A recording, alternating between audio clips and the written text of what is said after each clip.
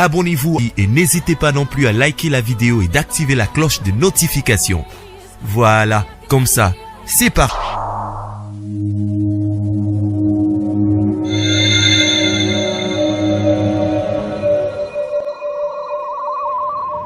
La voix du peuple, oh, la voix du peuple, oh, si tu as bien, oh.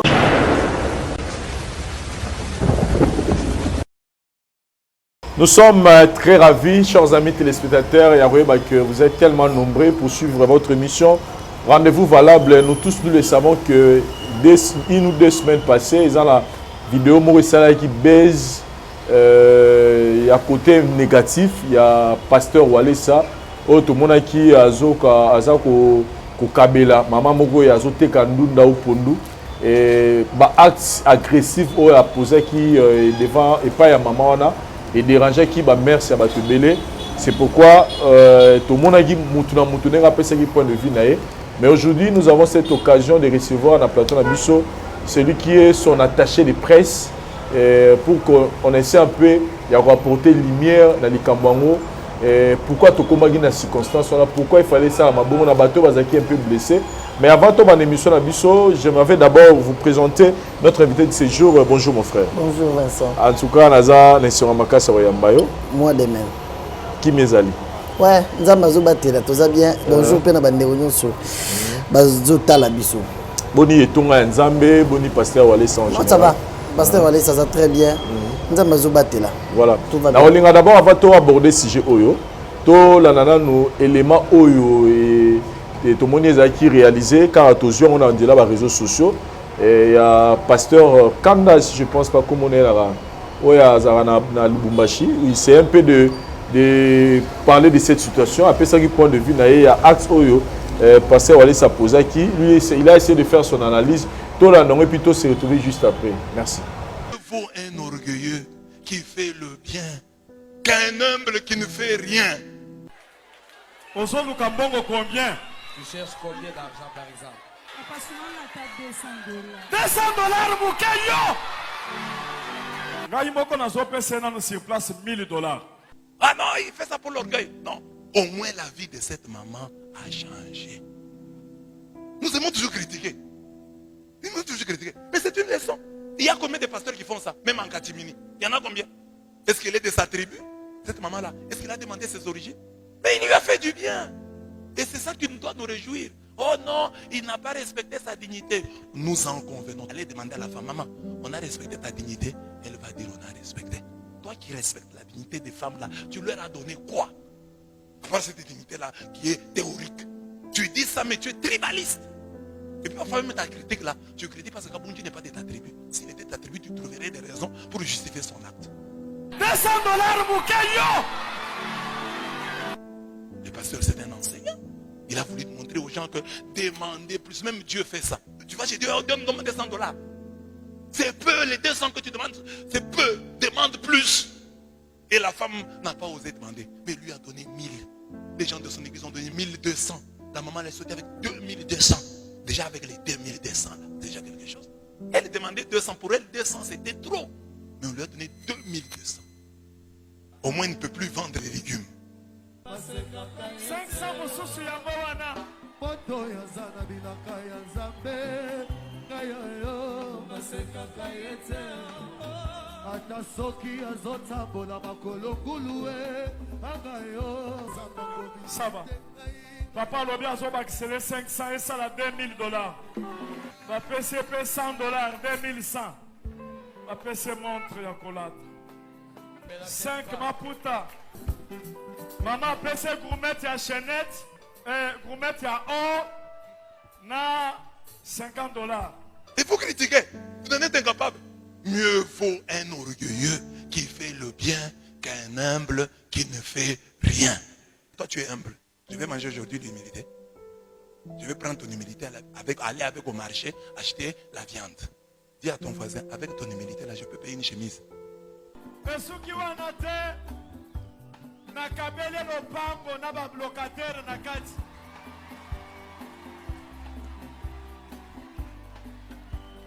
Cette maman est devenue propriétaire.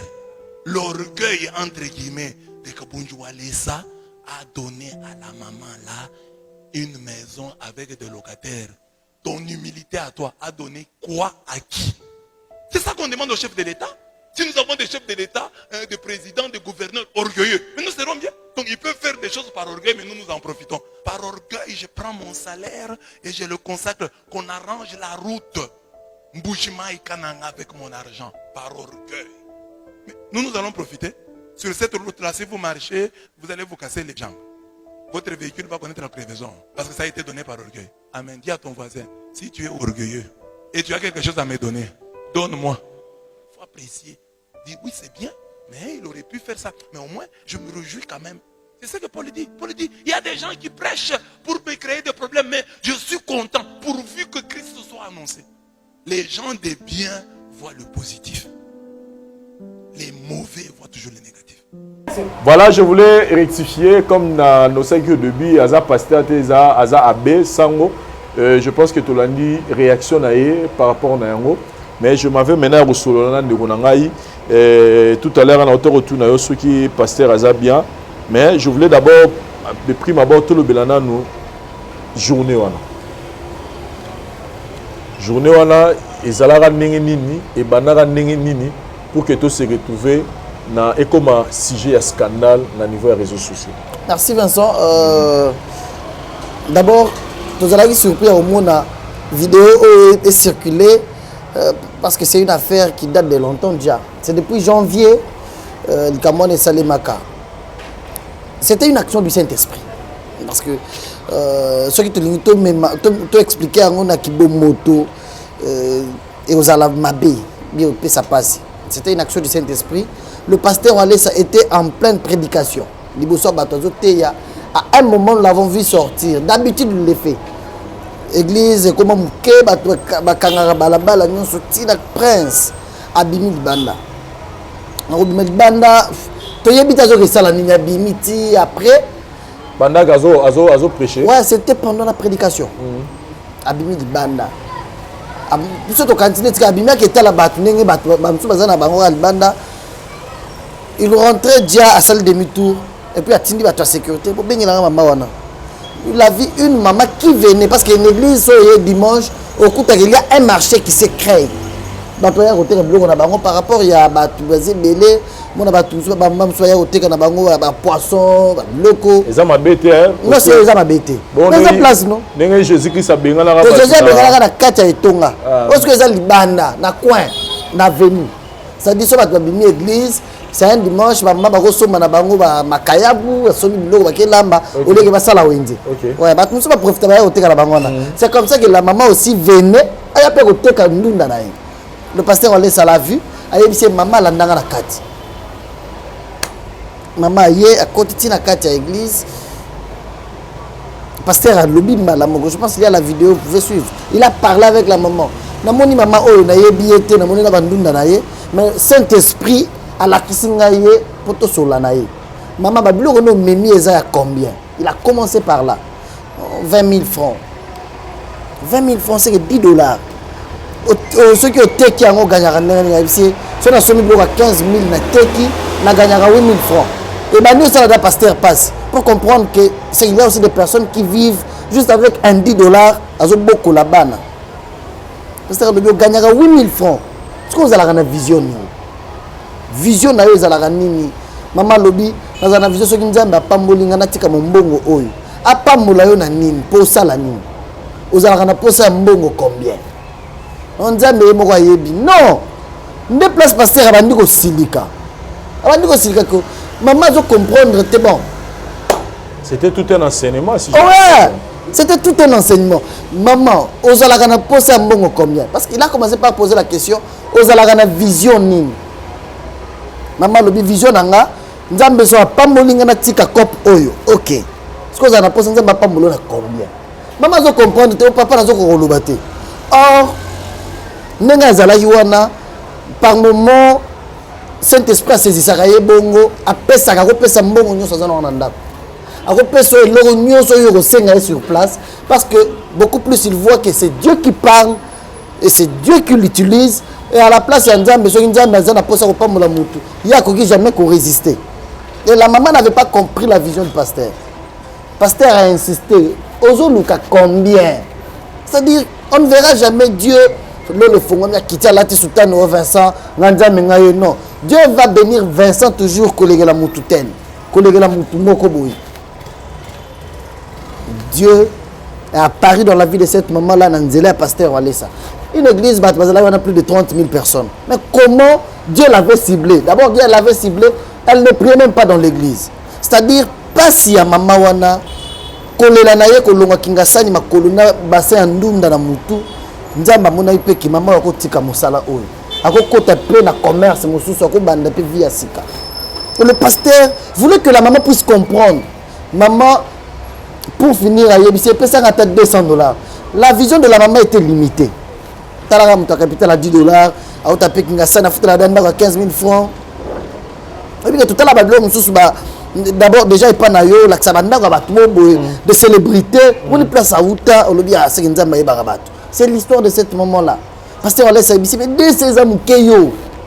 Comment est-ce que tu ne peux pas comprendre que Dieu peut te bénir maintenant, il y a 200 $, 200 pour ça. Malamoko, à l'obingamoro, nous avons payé 1000 $. À mon église, l'amour de Dieu, quand on est c'était un enseignement. Quand on est sur la maman, et bien nous avons payé place une église. Nous avons payé 500. Nous avons payé la montre, la gourmette, le téléphone, le sac, bilamba, le pessi maman. Tu vois? Pourquoi? Parce que c'était tout un enseignement. Il faut faire voir que dans la vie, il ne faut pas avoir des limites sur ta propre vie. Il faut avoir une large vision. La vision élargie qui a à comprendre que Dieu peut changer ta vie. Nous l'avons vu. Pasteur Wallace a repéré Babylone, après à lobby, à toutes les questions, on va passer le pain. À toutes les questions.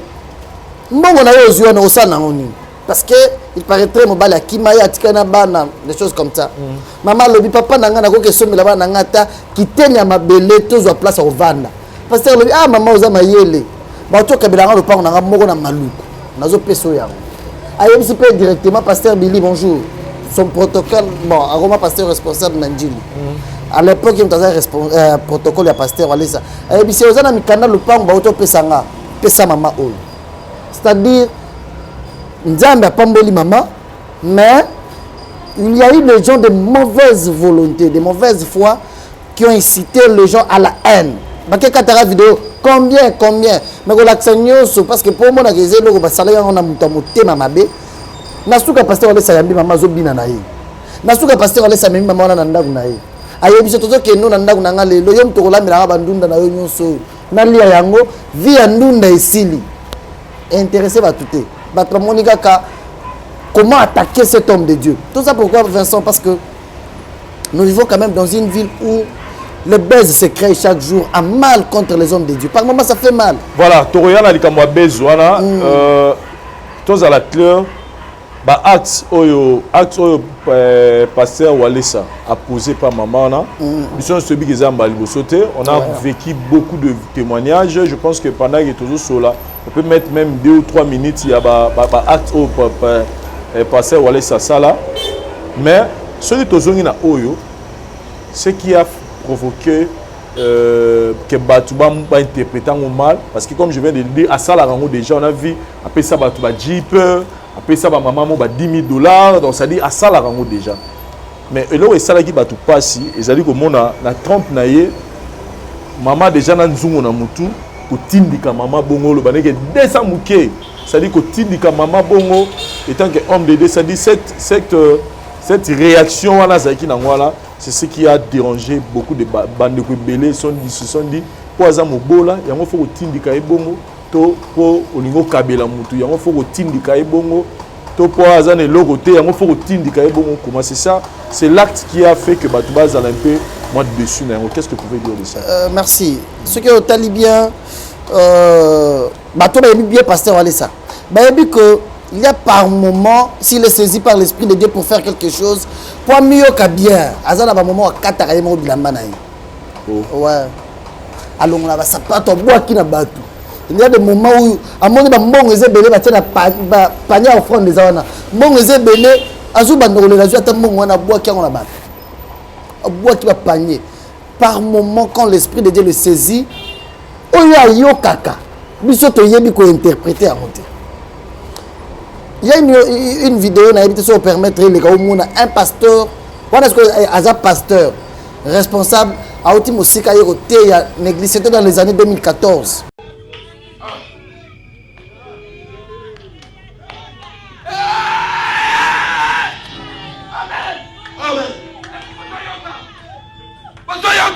Vous entendez?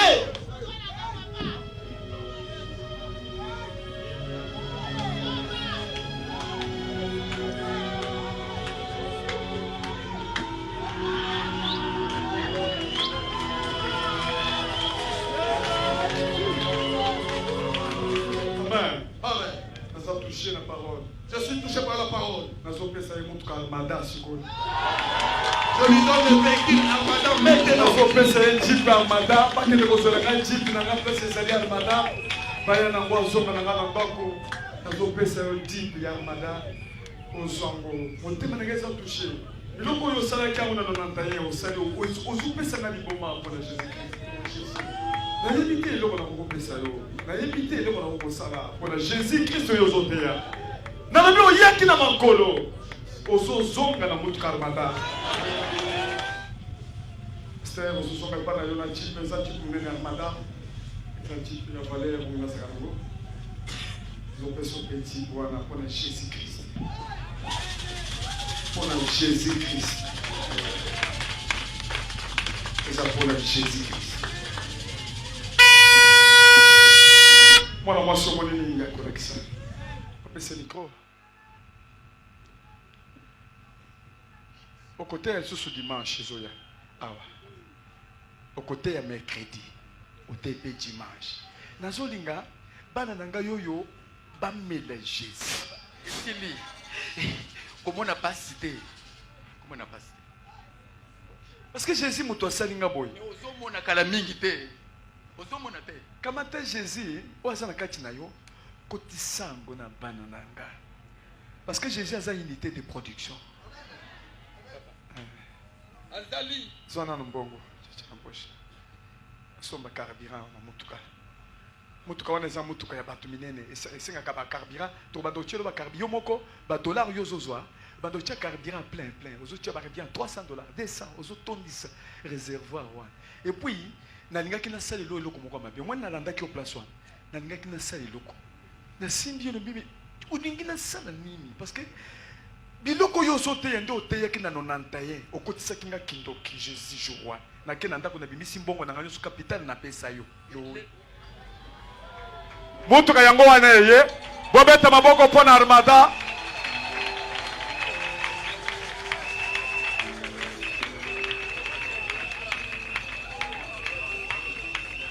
Bon filmant bien. Pasteur Bukasa Chilamba mutuka na yo. Armada. Sima Simeza mobimba. Ka Bukasa Chilamba. Kabunji wale sanzambi wan. Kimeme kulambula bintu. Zambe ngayo nazo pesa biloko motema nde nazo pesa. Mutuka yango wana armada batu balukaka. Zambe. Fongola yango yo ya armada. Bukasa Chilamba.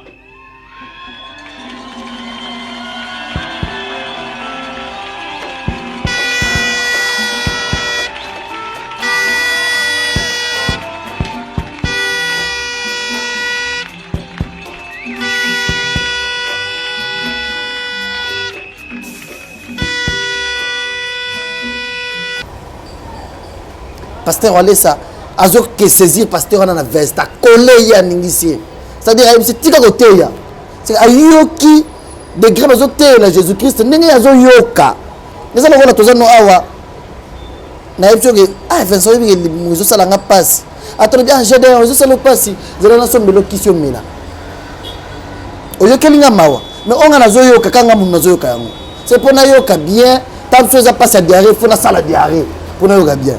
C'est-à-dire il y a des moments où l'Esprit de Dieu le saisit Poyoka bien, quand il est dans ces effets-là, dans ces états-là, attends, Seigneur, le pan n'a pas de. Nous avons déjà vu ça déjà dans les années 96, dans les années passées. Encore à saisir pasteur mon abilamba tunie. Seigneur, le réunion sur ça, posé au Seigneur. Aujourd'hui, il y a bien ma case. Il a sa façon de comprendre Dieu. Nous ne sommes pas appelés bisogno soto yo kanzambe ndenge moko. Bisogno soto za na Saint-Esprit ndenge moko. Bisogno soto agir ndenge moko te. Et ça va tout sous net ba l'église de réveil. Abandi ko ça le Saint-Esprit a saisir ya bandi ko lo ba langue. Yo ko bandi ko lo ba langue, oyebi kitete la te mais ko lo ba langue ya kitete la. Mutu muso ko zape na ko kuna bandi ko lo ba langue mo azo yeba yango te. Diverses langues saisies par l'Esprit de Dieu. C'est-à-dire chaque personne chrétienne a sa réaction. Ça c'est l'Esprit de Dieu qui agit maintenant. Ouais, c'est ma réaction. Si Kolobako a bousculé maman, l'intention d'humilier était. Parce que si il y a l'intention d'humilier, à kokaki kokende timosi ka kokabele le pamte. C'est il y a yo kaki que maman oyo a bloqué. Maman de ses amours. De ses amours. Et lorsque Asa Kabi a zone normal, on va dire Yambi a zone nanaï. Alors bi na kabele na lopang. C'est que là il avait trop vite compris que la maman était bloquée, mais a aidé le geste oui. Je ne sais pas si réellement le pasteur Olé peut se contenter seulement de bousculer une maman. Oui, maman a dit tant la tindiki boy maman la voyait pourquoi il n'y a pas quoi il m'a bé.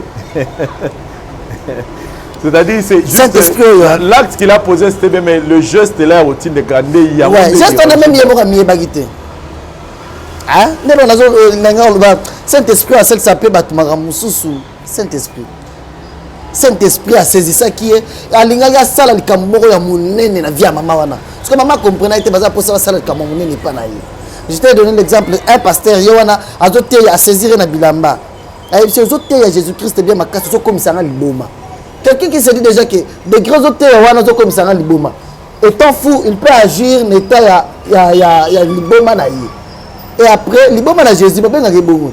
C'est un moment où on a un liboma. Tant que tu passes au papa, mon collègue, il na bilamba. Après, il dit, nazo pesa yo deep, ya armada, nazo kabela yo deep, oya ki makolozo na mutuka. Pourquoi? Parce que tu as bien prêché Jésus-Christ. Pas parce que au tekelinga biloko, pas parce que au memelinga cop, mais au tei Jésus-Christ bien église oyo. Nazo kabelodi. C'est que chaque personne bato bazana mutema kokaba. Parce que déjà Vincent, tu sais kokaba c'est un don. Très bien. Kokaba est don. Bato bazana mutema kokaba, ba yebi oloko ba yoka kalera bakabaka. Bato bakabaka vraiment. Quand ils vendent sur internet pour critiquer le bamabé. Au moins mais qu'est-ce qui l'a poussé à agir comme ça? C'est que ça ne peut pas cabler le ramener. Pour assembler à la fin, à cabler le pain. Pour la biso dans le biso, pour la Vincent, au moment où le pain wana na malukoze le ramuke. Mais pour la maman wana ya ndunda na capital à $10, le pain est le ramunene. Oh, Nzambe a salélié, nanzela pasteur Alessa. Voilà, merci beaucoup. Je pense que vous avez tellement précis dans Kozong Isabiso Batou. Comme venait de dire le pasteur Kanda, plutôt l'abbé Blaise Kanda, mieux vaut un orgueilleux qui donne un homme humble où il y a un lot européen. Azo jugé kaka. Azo jugé kaka. Mais nangana toute la question Moroboye. Comment vous personnellement, là je m'adresse personnellement à vous, ou interprétaka le Cambo et l'Obama la Bible que ceux qui le boko est à droite, ils ont pèsé à gauche et le monate. Ah oui. Et quand on voit par exemple, Babiloro tout le monde a quelqu'un en église nabino, et tant tout le monde a que pasteur Walesa quand il faut donner, il faut faire du bien, il doit le faire en public, que le monde voit que Nathalie même il y a pasteur, on a dit caméra filmée n'engage jeep wana n'engage nazo kaba jeep, caméra filmée jeep wana. Comment vous interprétez ces versets là quand on dit que Yesu le biso qui le bord à gauche, à droite c'est Pessi, et à gauche c'est battu. Je peux te répondre avec un passage biblique. Voilà. Merci. Amos chapitre 4, verset 5. Faites vos sacrifices d'action de grâce avec de levain, proclamez, publiez vos offrandes volontaires, car c'est là ce que vous aimez, enfants d'Israël, dit le Seigneur l'Éternel. C'est-à-dire par moment, kopesa mutu na miso batu. Ce qui est péché, Jésus ne pouvait pas aussi donner le pain na ba poisson na bato ba bando la ndena nzala. Pourquoi Bible les hommes qui marambo belé yeso sala et belé monsieur comment mater na Bible. Mais on wana ba koma yango. C'est pour dire faire du bien à quelqu'un qu'on l'accepte pas tout c'est un enseignement, c'est pas un péché. Au salaire mutu bola mutu azana nzala. C'est une leçon aussi na ba tout tam bazana ba mbongo belé ba kamarate. Ils sont là. Ils sont là, azana mbongo belé, mais azana batam même na famille na yemoko. Bazo nyokwama, mais azo sepela azana ba mbongo belé, azana ba bien belé, mais bato baza autour de lui, azo pesa bangote. C'est-à-dire faire du bien en public, c'est pas un péché. Faire du bien en public, c'est aussi une leçon pour une personne. Et ça va tout ça boire à boire au lait, voisin bazo la lanzalat. Mais ceux qui vendent tel, mais ceux qui aiment au pasteur, à mon maman azala ina passe. Net le dimanche 15. Qu'est-ce qu'il a fait? Alobi, nzamba yebi singana pambola maman moko yo asali mikolo belé salata. Une année quand aussi ma 10 000 francs mec aux à la veuve. C'est pour dire que dans la catégorie à battu sous pétant yo zotambola bien tam na jeep no tima lili. Et là mutu sous pe ko sala une année simba 10 000 francs. Baza. C'est comme tabongo passer alobi na pambola yo. Akabeli ba maman, akabeli 1 million de francs, 2 millions, akabeli quelques mamans dimanche. J'ai vu la réaction de toutes ces mamans là. À tout ni maman, yo c'est la maman va ebisi ngal lokota ba bouteille na biso ba mai. Ba bouteille en plastique na kenda ko teka. Na tika ko simba 10 000 francs. Ce qui mai yango to soma na 500 francs. Ce bouteille à vide na lokota on nzela OK teka la combien? Parce que on laisse ebisi na kabele 1 million de francs. 1 million na maman na mona kwei. C'est comme yo ki on est loko moko ya grave. On se to na biso na $500. Mais maman na yo ki 1 million de francs. Balali na se. C'est-à-dire il a fait du bien à cette femme. Nous t'avons dit que à lobby, mais il y a ça lié. Maman, oh, il y a des kende wana, azo mi mona ki azo kota na cour de grand par rapport à niveau naïe. Tu vois? C'est-à-dire il y a des choses oh, batu baluka kaka ko bamba yango batu. Je parlais aussi avec une maman à Komeni Ngaza Ghana. Elle singai la même chose. Je lui ai dit aussi, j'ai dit maman par moment mieux se celle en église et ça la rappelle d'exemple la repère ça na batu. Kokaba c'est le seul moyen où ils n'ont pas moula batu. Ça m'a pas moula batu pour les paroles de Dieu ma cité. Parole de Dieu il y a repère quoi fermir biso to tambola na kobanga nzambe to ko komona bokonzi alola. Oui. Mais au moment où nous sommes encore sur terre, na monaka exemple maman Olive ninga tambola comme on dit mutoza a bébé longi boy. Ake bongi c'est ça y. Et les gars na télévision ça les péché. C'est pas de azo ça la péché te a aider mutu. Azo ça la pont oh yo tam tozana moyen mona batu na passe basala raté a copier par exemple na yi. Ba pasteur belé ba tikaka ko luka ba verset ko condamner bolamu mutu azo sala. Ba luka pe ko changer ko comme pe na ba acte ya bien. Ko aider pe bato bazana bango bazo nyokwama. Il y a des gens qui souffrent na ba famille, na ba église, na ba veni. Attends ko sala nyo sauter, mais avoir un cœur qui partage, qui donne, Dieu te bénit. Voilà. Est-ce qu'on peut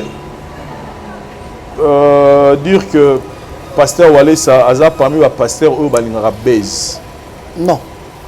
Mais apparemment bleu ni nyo so sala ka ya ba bleu ka bongo et qui n'a pas cadre ya base parce que banana créera mais tu as toujours sur la nayo toujours sur la no est-ce que yé muta kataki vidéo na 30 secondes atini là-bas non mais parce que là on dakala et le cas maman on a vu les changer nzamba pas moule déjà ateka sundunda te mais bato bango ka ba vandi c'est le comment ça mais la bonne bino apparemment non azala musika azala kingasana suka siko balongola na kingasana bapese le pang na maluku. Il y a des églises, assemblées dans l'église. Parce qu'on les appelle ça, na kabelio, le diago assemblée dans l'église, c'est son cœur qui donne. Moutou azo pesa, azela raté, bazongi selaye. A pesa rapon zambe, azongi selaye. Mais quand on lui voit, na moi on tournera dozango avec des musiciens profanes, et bango, faire des choses et puis voilà, et publier à la télé. Parce que j'ai même appris que ils ont un musicien moko, oyo à l'église ba image na ye ya mwasi na ya bana sans consentement musicien na silika makasi style mubi. Je pense que yebié ça il m'a dit ça ouvertement en plein na émission moko il était d'abord mécontent. Il y a au monde que pasteur Walesa a légué sa image ya mwasi na bana na télévision alors qu'il y a tout qui pour éviter bon c'est pourquoi on dit quelque part on est passé à ça il aime le baise c'est-à-dire alinga ça va bloquer baise pour lobela donc on a dit quand on va classer parmi va passer à la baise. Non, il y a un problème Vincent. À ça là on peut même par les journalistes. Vous êtes des étoiles. Les stars aza mutumogo aza différents na batu tout ce temps sur bazan église. Mais ce sont des personnes normales. Aza en France, le Lomwana Stino wana, son fils, son garçon, il est serviteur de Dieu en église à pasteur à l'Est en France. Il t'a dit ça. Moi nanaye. Samuel Laye, Azo Saint-Esprit, pasteur à l'Est a consacré pasteur. Aujourd'hui, le serviteur de Dieu dans le centre de réveil spirituel à Paris. Stino, tous les années, tous les années, pasteur à l'Est il y a 4 jours.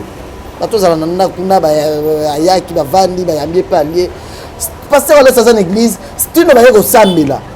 C'est un culte, ils ont les cas en direct. Pasteur à l'Est a moni mutuwa quand il va souki musicien. Eh bien, Stino Yaka. Et c'était dans ce sens-là à présenter Bango. Et l'équipe Bongo, il y a l'air que le pasteur a aux à Congo, si tu n'as pas de qui est la chaîne YouTube et continue Internet. Est-ce que je présenter qui style dans Nganda Zomela? Je présenter une église. Est-ce que pour le présenter notre place il y a bien? Et c'est l'église, Vincent. Tu peux bien qu'on ait un problème spirituel, il se trouve une solution, puis voilà. Ouais, je ne vais pas entrer dans les détails, il y a un problème spirituel dans Bango. Mais Moutoumor est un musicien, il y a un monde, il y a un problème spirituel. Il est venu voir un pasteur à Solo, il y a Samuel Lié, à la qui est comme un exemple dans Batou. Pour Batou, on est à la net, Batou. Les musiciens, ils appellent, ils ont un problème. Ils ont un délivré Bango. C'est un message bien. Est-ce que c'est comme ça la Moutoumor? Neti Awa. Oui, son dernier voyage aux États-Unis. Aïe, on a baigné, on a pied. Oh, pasteur na chantier ni. Donc où est le lobby à jouer côté la pasteur.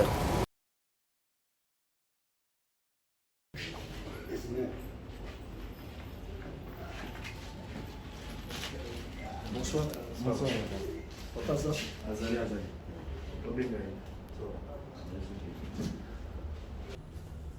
Papa ça. Azali.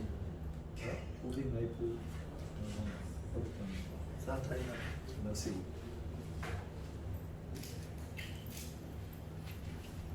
Manenda. Wow.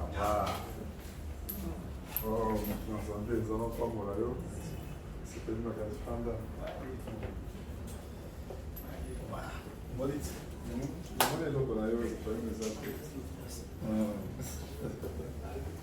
asepeli makasi eza mapambola yo namoni yo endenge États-Unis ozongi voyage eleki malamu. Voyage eleki malamu par la grâce de Dieu. Ça m'a soumis vraiment tina kendaki na lita la famille. Maman azali kuna bana ça fait une année 2 mois.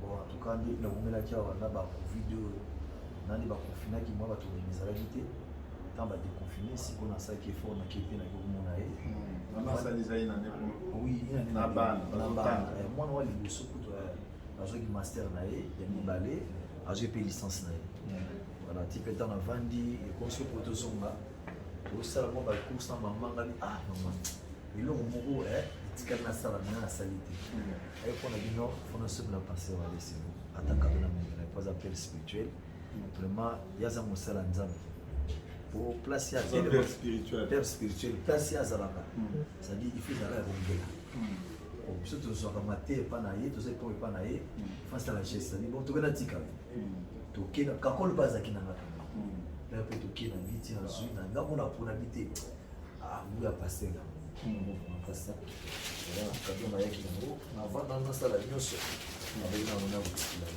ouais sanga sur mon poste location de nga asumela ki indiqué ouais ça que ça vient et la cancer plus na bino les temps soit dimanche peut nous vendre dans la vie oh dès na fan ko na kola ta mo na penser na son de ici en fait ça na c'est ça na son de ton place na non c'est ma casse, mon geste. C'est le cœur, ils ont monté en DPC.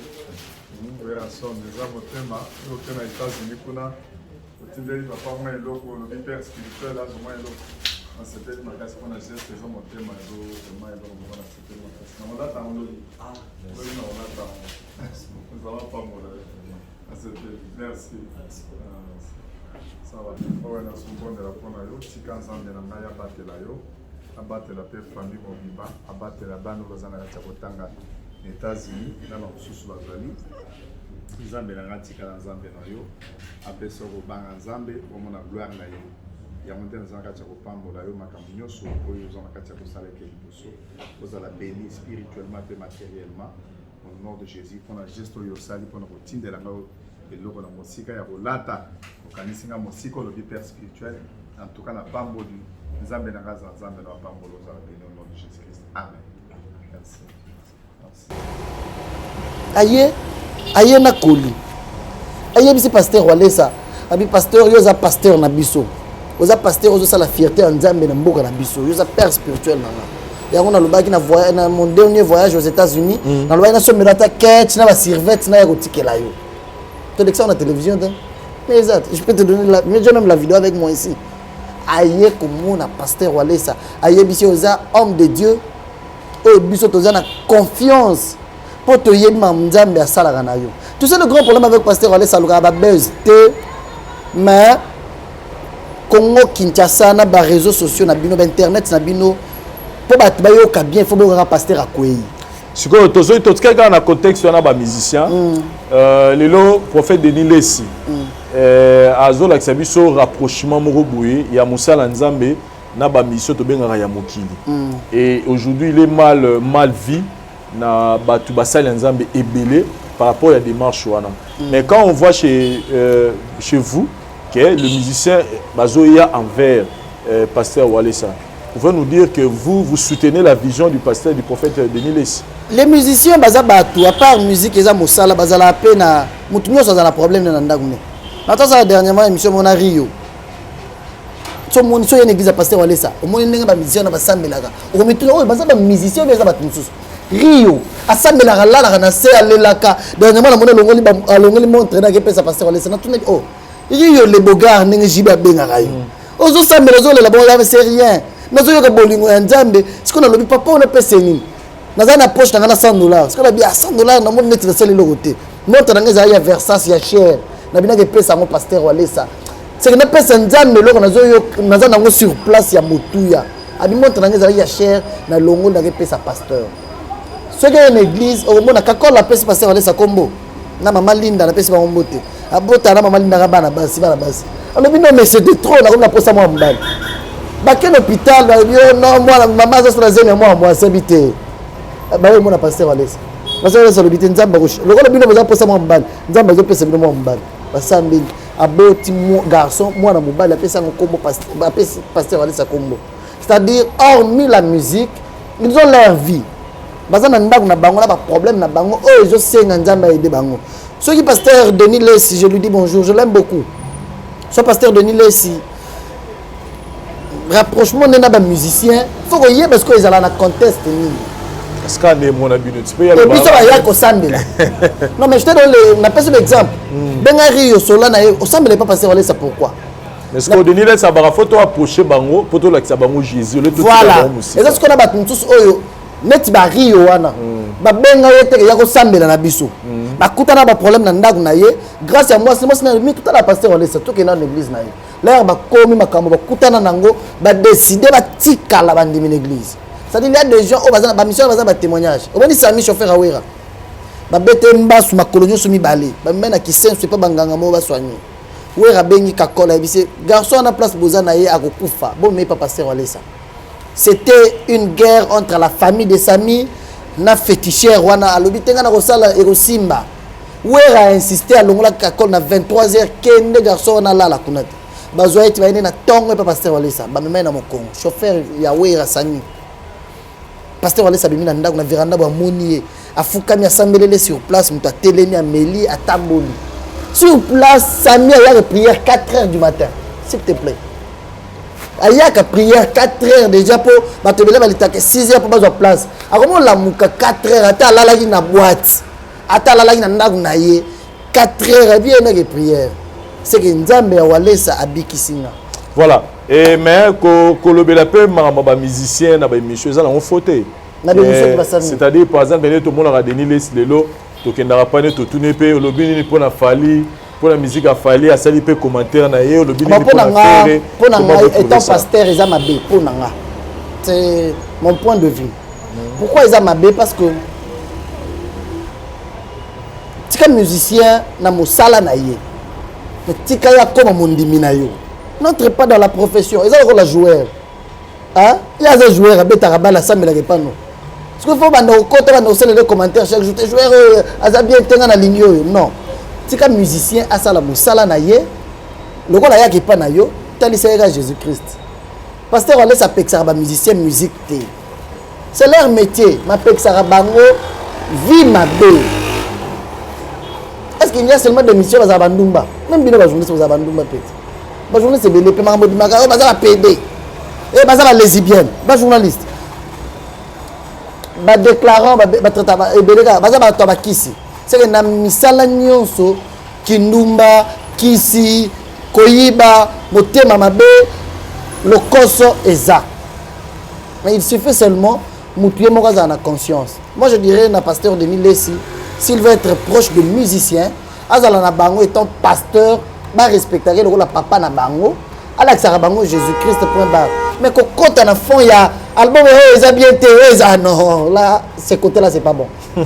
Votre point de vue, je le respecte. Oui, mon point de vue. Et comment maintenant vous avez personnellement jugé de loin, analyse nayo, dans les caméras comme l'appelle prophète Joël Tatou, ou à Maïtia qui musicien Luminous na podium pour interpréter Nzembo Moko, ça a dérangé, mais pas la bino. Comment vous avez réagi ça? Saint-Esprit, il faut que un esprit en Zambie. Pasteur Wallace Alexa va musicien, on est héritier. Solana héritier. Abandon il y a une église à pasteur Wallace en limité. Tade héritier, takol pasteur Wallace joue ban musicien, bandimi nzambe na biso. Muda ba mission na baza ba to tembe. Pour mon andimi a sokoli na tongo, ala pakoli pour drainer lobi na quelle église. C'est un moni du sérieux. Amoni Dieu agit. Héritier va une église, babando il y a une église, pasteur Wallace sa bango. Héritier pour le ganan. Ah, ba mission ba ko tala biso kakol, zoadrum. C'est-à-dire, Dieu vous a béni avec vos voix. Quand vous composez vous avez la chérie, vous avez la patron, et ça m'a bêté dans mon sala. Mais vous étudiez un peu ma voix, vous avez la nzambe. La sala bon. Parce que là, Nathalie, prophète Francis, musicien, il a fallu utiliser la voix, la nzambe. Mais est-ce que vous avez dans le thème Yanzembo? Quel que soit le thème. On parle de la foi. Ouais. N'est-ce pas que Jésus-Christ est venu sur la terre pour nous enseigner la foi? Oui,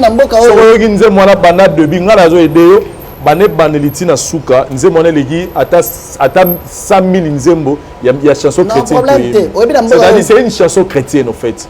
Une chanson qui donne de l'espérance. Dans moi, dans un problème à Robota, dans moto dans un cancer, dans moto les autres Simba on lui dit continuez à croire, croyez au Simba. Pourquoi refuser une telle chanson? Non, moi je. Mais tout le monde a appris ça. Mike Kalamba, tu as interprété l'église. Quand il y a un musicien, il y a Mokiline, il y a Benarabango. Quand il y a une église, il y a ma bête. Quand il y a Nzembo et Nzembe Yebani, ça allait être plus mieux. Pourquoi pour attirer la confusion? On dit que Nzembo et bien honte. Un musicien, il y a une musique à Mokili. Le voir chanter déjà une chanson aussi, oh, bah tout pour la bango entre guillemets, bah considérer que c'est Mokili. Or, thématique en Nzembo, sujet et autre chose. Qu'est-ce que le prophète, si c'était moi à la place du prophète Joël Tatou, qu'est-ce que j'allais faire? Nzembo musicien chrétien ne l'ingaramaka yemela na biso. Ça allait être mieux. Mais quand le prophète Joël Tatou nous dit que ceux qui balande la vie, il y a des pasteurs, qui ont critiqué, il y a des frères qui ont critiqué l'État, frère qui ont mis Mokile.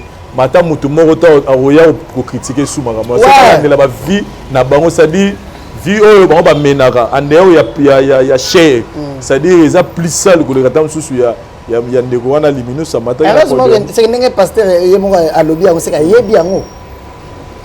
Hein? Mais on va caméra to yebani pe basala nzambe mina Kinshasa ba autre. Ouais. Oyebi muta a pesibino c'est comme tema makasi na comprendre ata boyebi ba via ba musuté ba loba bongo. Ezaka ba mo ba pasteur exemple ndenge pasteur Denis Lesiaya kana ba il est très verdict. Moi ma vérité moko. Que ba vérité pe biso pe to yebi to mona. On connaît des pasteurs avec un grand renommé mais qui couchent avec des femmes mariées. Ouais, c'est ça. C'est aujourd'hui pourquoi tu vois le pasteur on laisse beaucoup combattu. Tu sais pourquoi? Si je revenais un petit peu sur la question ya Bez, au moins que ebele zalaka mutu tel boyebi akushaka na basi. Boyebi pasteur vidéo na yebimi. Boyebi pasteur azana parki azo samba po a escrokaki. Boyebi pasteur balobi boye. Siko lokola pasteur wala sa bayoka na neloko bongo te, allez toluka nini ya kosala po batu pe ba le baga mabe na ye. Tu vois le grand problème. Là aussi dans ces pays des hommes de Dieu bien ko bazotambola na obanga nzambe. Et ces gens-là méritent un soutien. Parce que le diable dans son camp n'est pas content. Le diable veut seulement que, au sein de l'émission, le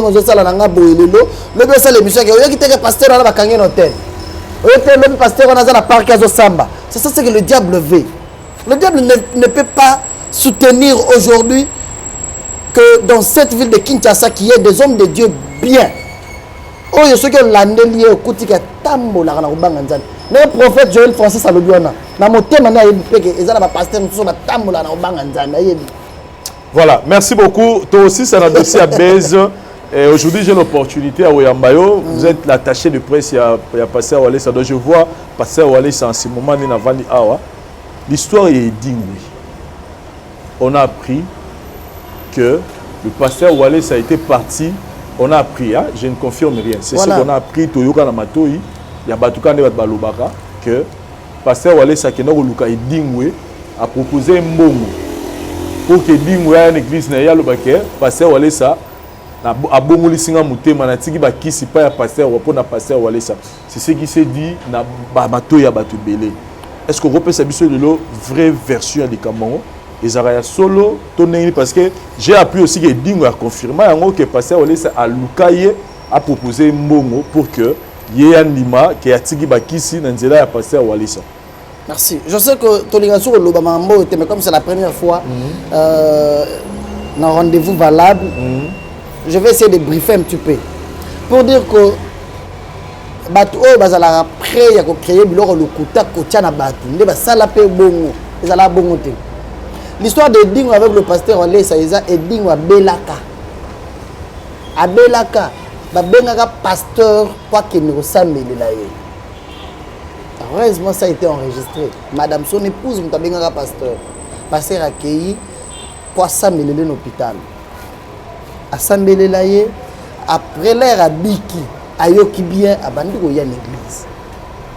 Lorsque Dingo a commencé à venir à l'église, après ça qui c'était ayaki po aza mutu moko aza na vie ya kisi aumeli na vie ya Satan nenga otuko ya sika il ne faut pas aller presser pesa na biso ba kisi na yo te botika ye abana rolanda parole de Dieu est touchée ye ce parole de Dieu est touchée ye moko akondima aya ko pesa ba kisi c'est comme ça parce que ça a comment on l'exaye Dingwe to kenda osambelela ye nzamba bikisi ye et Dingwe ye moko alubaki liboso bato ngai nazotika la mondi min église mais azo ba coup de fil alors ba na mission na bino kasela ba pasteur bele ba kisi azo ba coup de fil ba client na ye ba client na ye ba proposer ba mbongo ba proposer ba c'était kokende kuna te to kokoya c'était ça la vraie histoire azo coup de fil ba client na ye ya que lelo na minute yo ko sala bongo te obemi c'est la biso cop. C'est-à-dire qu'il y a des pasteurs qui ont des clients naïe, ayebi bango. Alors bango pe na bémission to landaka ye, alors azala na ba client ebele o baza ba pasteur. Ce sont ces clients ba pekisa ye, ba proposer ba mbongo. Nde alobi a gérer business naïe, pas azala dom tonzambe te. Aza créature de Dieu, mais azala chrétienté. A souhaité à gérer qui sinaye business na ba client naïe, après si mo kongo na nzela ya Jésus-Christ. Et c'était ça. Parce que pour épée ça bien de monsieur Bandi. Et donc afunda pasteur Walesa.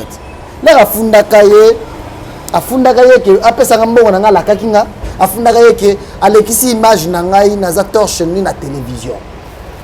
La vraie version bakoloba vérité te na bato. Problème des alaki naza responsable pour nous filmer en hôpital j'étais torche ni kolekisa yango pe na télévision.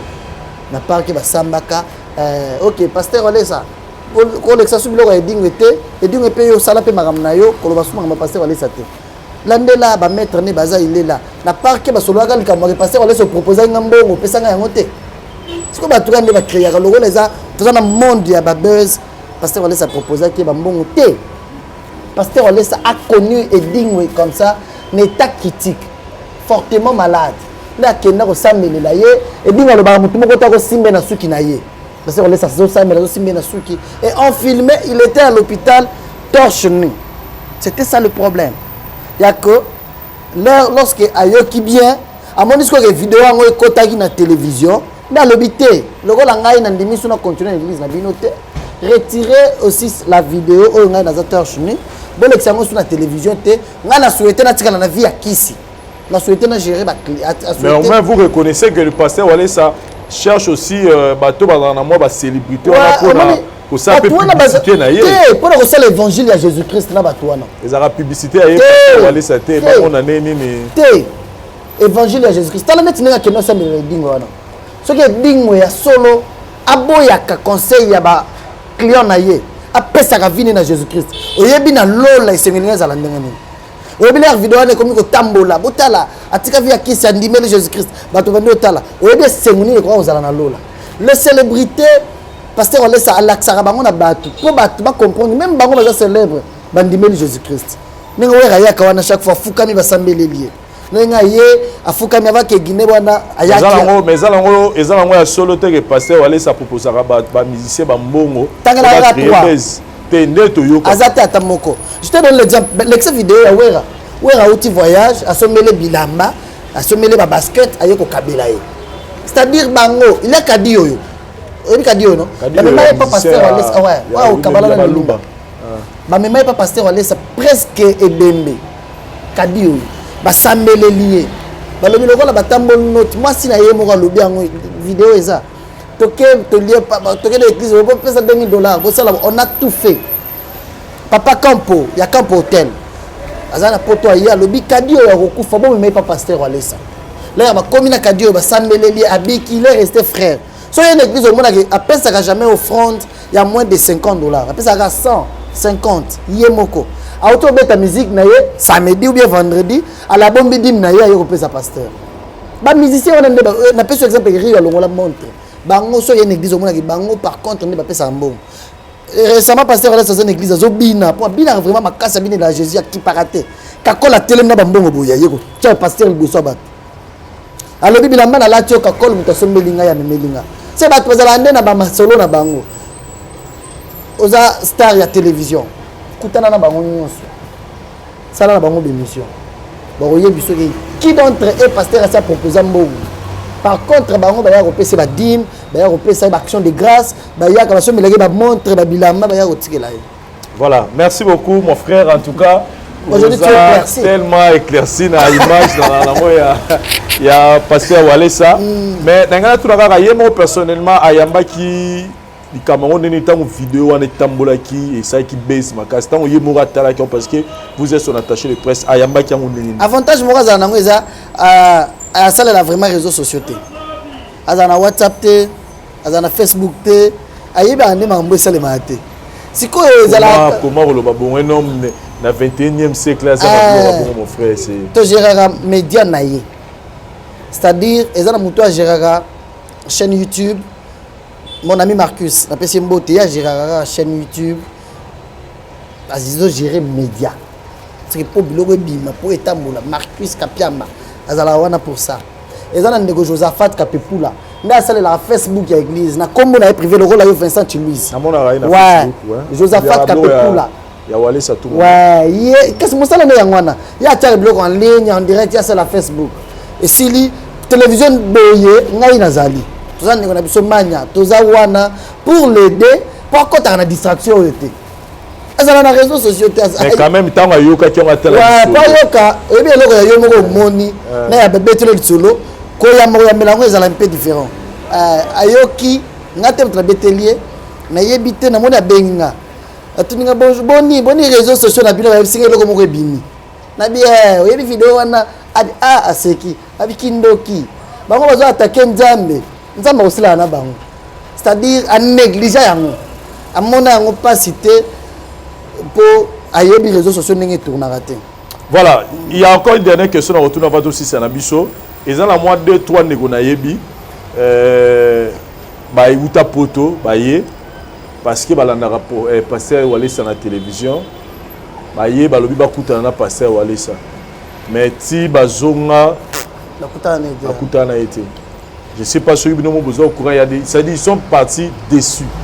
Parce qu'il y a trop de conditions, trop de macambou, belé pour beaucoup de passer ou ça. Alors que passer ou ça, bazago mona na batala na poto, penser que ce baye ba beaucoup de ba poser ma kabaza nango, mais comme ba kutana passer ou sango ti baye ba kutana pété bazonga poto. Pour na komona passer ou ça ils rappellent moi ba procédure belé toné. Non, c'est faux, il n'y a aucune condition. Il n'y a aucune condition. Non, pas sauf. Tu dis, c'est intéressant. C'est aussi que il n'y a aucune condition pour voir le pasteur aller ça. Seulement que Batu Bayaka Tapso Zalaka en contact na mutu moroboy. Parce que mutu wana au cas les autres sur la naïe boy, ça assurance ya que Azala mutu azala pas pasteur aller ça. Or Azala pas pasteur aller ça mais Azala na pasteur aller ça. Moi difficulté la tokuta nango. C'est-à-dire exemple une maman azana France a solana Vincent, à mon Vincent l'église ya pasteur aller ça. Azui numéro Vincent bando sur Vincent, nazala pas problème na ngai nzamba sunga ngai, abi problème te maman to solana papa ou bien nazoya. Maman na c'est papa vraiment nazo luka ko billet na ya vraiment na la prière. Ce que tant maman na azui avion mais aïe. À cause la yata na mobile na mutu. A commis au lieu que nata qu'on s'enregistrait à un bureau à pasteur, il y a bien un Vincent Moutoumé à confiance. Si que Vincent on passe à Moutoumé au caca, après il appelle la porte à pasteur, on laisse sa télé quand il faut publier. Mais quand on a quantité, si on écoute un mouton incapable de côté à kuna, moyen bandel du solo exact, il peut obayer aux zongi. Pasteur on laisse pour le voir, c'est très facile. Bah tu es là en contact na biso. Bah il y a bien en contact na pasteur on laisse. Il y a mon bien à rabat. Bah tu es là pour toi sur la biso bah je peux arriver comme ça, non, pasteur. Nazala mutu moko abenga ngaza problème, bien mutu ayebi singali kambu, bien mutu atindi mbongo, atindi ata dim na ye. Le rôle ayebi que le biso ba réseau moko reconnexion bimaka. Ayebi so apesa numéro na ye. Je donne le numéro, le pasteur lui-même appelle. Bonjour, moi Nzambe, eza pasteur Walesa. Il appelle, il est bien. Pour le voir conditions à la rater, ceux qui ont commis, ceux qui sont en contact na ba biso, on va te faciliter. Ceux qui ont eu pour la première fois, aucun bureau. Le bureau de pasteur Wale César Ayamara bureau gratuitement. J'ai tenté qu'on foute l'oroté Ayamara Pamba. Vous arrêtez faut son maman fiche moi et tout ça. Seulement bah repère ce fiche s'enregistrer. Et si les azam ou toi as esprit as appelé à moment les marabato rozala à 500 il y a 500 sur le même jour. Ah ouais, il y a même 40. Bah on se va programmer pour le prochainement, il est comme ça. Ceux qui ont commis bah enregistrer yo. Si li ba koti na kana yo ba yebisi ya lobi akota koti bosuloli ba tebela poto ba ya capacité de laisser ba on ndaku na ye ba se belé azala bon humble surtout l'humilité. Très bien. Ouais. Merci beaucoup mon frère na PCP mo te place azakuna passer wale sama. S'il faut dire un mot pour te conclure la biso pour na dossier oyo et ça qui baisse moro du point du côté négatif na image ya pasteur Walesa, qu'est-ce que vous pouvez conclure? Mais au vidéo quand même. Oui, bah, il avait juste l'envie de bénir la maman. C'est la maman qui n'était pas disposée. Je m'adresse à Batou Bazota la biso que Moutounion so azota moulfaz à la disposer pour nous dire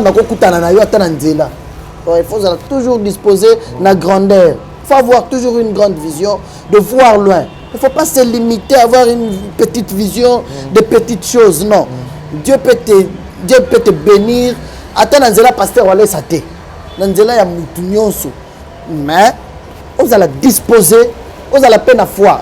Le ministère de Pasteur Wale César basé sur la foi spirituelle. Basé sur la foi spirituelle. Croire que je n'ai pas $1000 avec moi, mais avec Dieu, je peux avoir $1000. C'est que tu as cette croyance-là, la foi. Et aussi basé sur la sanctification. Ce qui fait la force du pasteur Wale Saliloïsa, parce qu'il vit dans la sanctification. Vincent, Mboka Oyo Kinshasa, je salue mon frère Perro Louara. À l'époque, avant de faire l'émission digitale, alors le pasteur Wale Sa. Pasteur, Mboka Basi Moko Isayo. Kinshasa Basi Moko Isayo. Tu vois la vision, oh, ils n'avaient pas de bilan à journaliste. Et dans ce pasteur a bandé succès, tout cas, moi, c'est mon côté, les Mako Isayo. Tu vois, ça peut être un peu de vie à Moukaya. Via Moukaya, Lingwanda. Le mot de Tabaxé comme 3. C'est-à-dire, et puis à ma bende. C'est quand jamais pasteur, les cambo moi aussi. Et à ça, là, on a posé que Bananzan, mais nion ce monde mobimba. Batamboula, no Bananzan. Au fond, il y a une question, la oui, je suis en train de ramasser tout ce que les gens disent sur pasteur Wale Salilo. C'est une occasion pour moi, Robimisango. On nous a appris que pasteur Wale Sa, papa na yena maman ne baza banganga ya kisi. Et bango baza ba initia bango. Bato na kutana mutu mo pena na we bazolo ba chilu ba isinga azolo ba akebisa ndeko moko abisa bi ngai na koko memoti na ndagu ya na famille na bona na Kasai kuna papa ya pasteur Wale Sa zanganga papa ne pas zanganga batakisi ba bazana ba bloka ba kisi et pasteur Wale Sa a été initié par ses parents. Je ne confirme pas, je dis des choses autour de ça aussi, c'est un moment. Merci mon ami. Mes parents passaient à maman a couffé dans les années début il y a les années 2000. Maman a couffé déjà. Je vais te dire une chose. J'ai aimé d'ailleurs hier, il a parlé ça à l'église. On dit pasteur Wale Sa papa naye le fait kandolo a couffé. Papa naye a botaye. À ça qu'il n'a aucun père spirituel naye pasteur Kabamba Tunza, il est en vie. Le représentant de la communauté sec, ils sont partout dans le monde. Mais il y a un mouvement. Pasteur Symphorien Kabamba Tunza, dans les années 96, pasteur Wale Sa, a la voiture Moko. Pasteur Azoté bien, il y a télémélie, et pasteur côté sous-souté. Oté bien ma casse na kabelo mutukananga. Lobby papa naye accueilli côté la pasteur Wale Sa meli ma sangebele à lobby. Pasteur wana salé le qui s'est envoûté pour passer biloko mutuka moko za nango kabi te pasteur wana azamabe. Cela veut dire quoi? Pasteur Wale Sa a grandi na vie ya kosalela nzambe. Ba parents na ye par contre babanda ko boya pour bandoka que c'est un fou oyeki kabundi na yo kuna longoli bilamba le l'église kabundi na yo azuka alobi na zo pesa yo capital nyonso na za nango ya sala ba bloko wana. Il y a un pasteur qui prêche bien na yebi c'est pasteur. Ce qu'il te signe, tu loues mutuka to kende pas dans la paix, ce bloc na nganyo swanda. Asa la moi si maman Angèle, bonjour maman. Avant di boye, aye na sœur moko musicien na yembi. À l'époque ba téléphone ezate maman Angèle qui prière te. Amon ka ba na sœur, oh Angèle, kota na ndako na valise na nganyo sa bilamba pesa maman o. Na lobi bilamba ya moi na nganyo se komi ya yepo ayembi bien makasi. Oh. Ah, asala ya mo. C'est-à-dire c'est quelqu'un qui a grandi, surtout ni bien. Muto ayembi benga na mbujimai. Ces papas-là, on les traitait d'un fou depuis jeune âge. Il donnait des choses à Dieu. Il y a un pasteur, Azana Kinshasa, Azana Ireboua, pasteur Emery. Je connais l'histoire. À l'époque, moto Yamaha, super 100, type 100. Ils avaient $4000. Pasteur Wale Sa Azana moto. Parce que le pasteur Wale bien, pasteur Wale Sa télémélier. Il est bien. Ouais, il était frère à l'église. Non, c'est le Loni. Pasteur Wale ébicier. Kabelanga moto no za nango libanda ya mona ine teze loko ya cher aza nango eza loko ya luxe ba diamantaire pas za diamantaire ye kabulanga ça ancien diamantaire trafiquant. OK akanza netike loko la balinga revendre na moto ko tsama koloboye akopesa te azu fongola apesi. Il y a le pasteur Mbayo aza l'église mune na Brazza azo teya pasteur Wale Sa ya télémédia du pasteur Mbayo ozo teya bien awa na Kinshasa olingina ça le loni. Pasteur Mbayo a ébissé. Pesanga mbongo nous sur le pesanga. A ébissé nous peso capital dans l'annonce. C'est la colle na vie en Nzambe. Il a commencé à faire des délivrances trop jeunes. Déjà les années 93, 94, frère dans l'église, ça va délivrance. Et ses parents étaient d'ailleurs contre ce qu'il faisait. On traitait comme si l'église, ça allait ici pour Azoua, bien à Pesaka. Et après, abandé aussi, on va pas mituka. Abandé, c'est mon mituka na Pesaka wana. Na ibisa nzambe ke nzambe na pesa mituka moko na zana ngona capital na nganyos. Zong selanga bilo rebelle. Il m'a déjà dit une fois. Pour Nassim, c'est la part là. Il m'a déjà dit une fois que je suis là naïe. Alobi jour moko nazana gemme. Nazana collier à diamant à valeur il y a $5,000. Collier à diamant na cette gemme à 2 semaines, nazo été kango bazo tia perte. Il y a $1,500. Ah, c'est que Satan azo linga ala tsanga neti mo prière nyonso na salle eza lokuta. Donc na Satan sali bongo nazo pesa nanu dim ya perte. C'est-à-dire azumbongo na valeur à perte wana. Azu dim nango akepesa le pasteur na ko pesa dim ya perte bazo tia la kolinanga. Sambeli la kolinanga na geteka. L'air sambeli ateki azumbongo. Alobi, je vis l'ange de Dieu venir me dire nzamba yebisinga que je n'ai jamais vu quelqu'un disposé comme ça, qu'on boit qui s'embongo, qu'on boit qui se vigno sur la luxe, mais pour na cause la présent attentif na koyo kanga. Loko loza bongo, na tchelo mbongo na banque nyo sur la monde. Cela veut dire quoi? Aujourd'hui, pasteur Walesa, il est le seul pasteur au Azana ban na monde mobimba. Chaque pays, ceux qui a quitté l'aéroport, baza plein l'aéroport, baya royambaye. Pour bayebi azota mulanga banga nzambe. Papa ou a battu le Saint-Esprit, batouana nyonso baza na Japon. Soit sali musala ba futa rimbongo ni. O bongo il y a magunat. Soit linga tinda dim. Etele na compte ka mbongo wana. C'est que na ba compte na monde nyonso. Nzamba pambole bongo. Dieu a vu la fidélité dans de petites choses. Son début, Dieu l'a fait ce qu'il est aujourd'hui. Et aujourd'hui le grand combat émission to salité pour oyo qui est pasteur wale sa sali lisum. A sali kisi. A sali kindumba. Mais tout ça l'émission parce que à Pambola maman. Ah Vincent. Maman. Merci beaucoup mon frère, chers amis téléspectateurs. Je pense que on te souhaite éclaircissement non seulement dans la situation où il y a maman la biso basunga qui ça date depuis de 7 mois et mais lelo to zupe mo éclaircissement ba question mingi ba te bele ba mi tunaka. Et là, moi, je retire aussi mes propos. Tant dans le bail, on va $600. Qui va payer ces gars $600 que Vincent, ok, là, on a le lien. Bonjour à maman Lerina. Lerina, quoi, ma papa Romelo Kwaikondo. Alinga Lela. Ah, moi, c'est Natala, c'est bien. Alinga Lela, on va. Bana Walesa. Bauta poto, papa Romelo Kwaikondo. Bangonos Bayaka. Na période de vacances boy baye papa to yeto sa bato longa ah ba ya ka ba sambela papa to yo sambela biso c'est comme ça bongo belé na poto ay abengi ngai na 23h. Oh mais papa j'ai dit qu'est-ce que je vois à la télé là? Non pourquoi on peut dire ça notre papa? Il n'a pas donné $600. Est-ce que le Vincent là a bien suivi ce que le papa avait fait? Mais bien maman ne vous en faites pas. C'est-à-dire nazu bena bat de gauche à droite mozo benga ngai. Voilà. Maman perpétue ko to yebisingani. J'ai dit Vincent wana maman perpétue à Londres. Est-ce que Vincent wana c'est un mauvais garçon? Alingi papa te. Kokende ko sala na émission te. Ko bande ko sala te biloko mabe.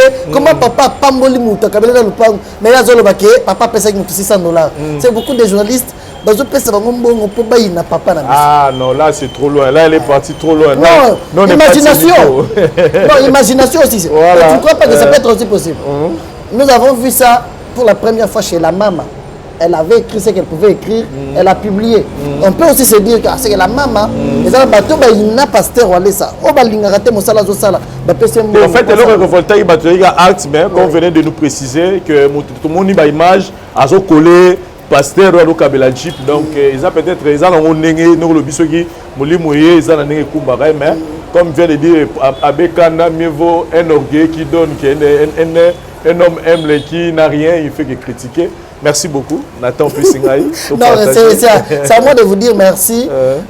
Surtout merci pour au PCB tantôt sous là. Les gens sont éclaircis. J'avais voulu qu'il y ait un droit de réponse. Donc ça n'a pas place au Balobag Marambo. Merci à l'évangéliste Claude Kaboungolé ça pour la confiance. Et surtout un homme de Dieu bien. Un homme de Dieu bien. Merci papa pour cet amour que vous ne cessez de manifester à nous, à tout le monde, à l'église. Restez toujours vous. Et là, ça l'a bien, ça. ayoka kate oloba marabatu ayoka kaka o nzamba lo bakana sala na mabe na malamu o nzamba lobi sala asala ka yango il écoute beaucoup plus Dieu mote na maman Patricia Osebi na France na maman Sophie bonjour aussi na papa Flavia Malonda aux États-Unis maman Rick Kamwanya en France, maman Esther Bitota au Canada, tous les enfants de Wallace de partout dans le monde. Maman Lerina, hein, je suis avec Vincent, ça va maintenant. Voilà, merci. Maman Lerina, je suis avec Vincent, ça va déjà, c'est dans les bons. Très bien. Maman Carpetine à Londres, je suis avec Vincent. Je pense, les Guibiens, non, papa Gédéon, va d'abord, je suis avec lui, ça va. Je suis très content. Ma petite Bignon Sombo, Tébosé Cheval Blanc, bonjour à toi, Judith Kongolo. Bonjour à tous les enfants de Wallace. Je ne saurais pas citer tous vos noms, mais je vous aime beaucoup. Papa François Kabamba Lumbashi, bonjour. Bonjour à Didier Kaniki, Ballon d'Or Mboujimaï. Bonjour à mon ami Jean-Paul Mboma. Maman Mami Bouanga, bonjour à toi. Je vous aime beaucoup. On se retrouve sur Vincent Bengassou prochainement. Voilà, parlez nayo à tout moment, vous en posa nayo. Merci. Na Dari Diwanté ça pour la prise de vie. Merci na abonné nyonso et puis na bananza nyonso ba bazana konima ete nzamba kosala makambo minene na nzela ya passer Walesa pona biso tomonani prochainement na ba différentes choses na biso. Bye. Très bien.